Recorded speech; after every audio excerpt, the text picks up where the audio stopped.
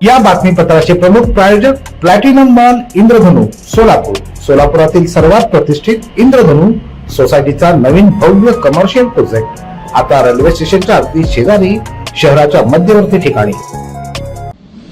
सोलापुरात घर विक्रीच्या व्यवहाराचा गैरफायदा घेत एका 43 वर्षीय महिलेशी अश्लील वर्तन केल्याचा गंभीर आणि संतापजनक प्रकार उघडकीस आला असून या प्रकरणी फारुख कमिशनर राहणार दारुसलाम अपार्टमेंट पानगल हायस्कूलच्या बाजूला सोलापूर याच्या विरोधात पोलीस ठाण्यात तक्रार दाखल करण्यात आली आहे। सदर प्रकारामुळे एकच खळबळ उडाली आहे। फिर्यादी महिला ही मजुरी करत होती आणि सितारा चौक नई जिंदगी इथं ती राहणारी होती। स्वयंपाकाचं काम करून कुटुंबाचा उदरनिर्वाह ती करत होती। स्वतःचं घर खरेदी करण्यासाठी त्या मागील 15 दिवसांपासून घर शोधत होत्या। या दरम्यान ओळखीच्या व्यक्तीमार्फत त्यांची ओळख फारुख कमिशनर यांच्याशी झाली। त्यानं काजलनगर दारुसलाम अपार्टमेंट परिसरात फ्लॅट विक्रीस असल्याचं सांगितलं।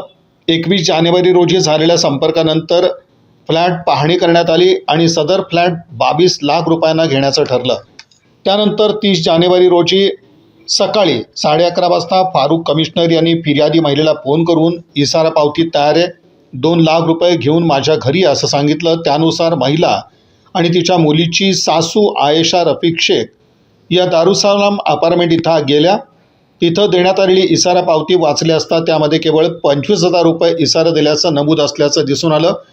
याबाबत विचारणा केली असता फारुख कमिशनर यांनी महिलेशी अश्लील, लज्जास्पद आणि अपमानास्पद शब्दात संभाषण केल्याचा आरोप फिर्यादीत करण्यात आला। घराच्या व्यवहाराऐवजी वैयक्तिक वर्तन करत महिलेला मानसिक त्रास देण्यात आल्याचंही तक्रारीत नमूद करण्यात आलं। या प्रकरणी जेल्लोड पोलीस ठाण्यात गुन्हा दाखल करण्यात आला असून आरोपी फारुख कमिशनर याच्या विरोधात भारतीय न्याय संहिता कलम 74 अंतर्गत गुन्हा नोंदवण्यात आला आहे।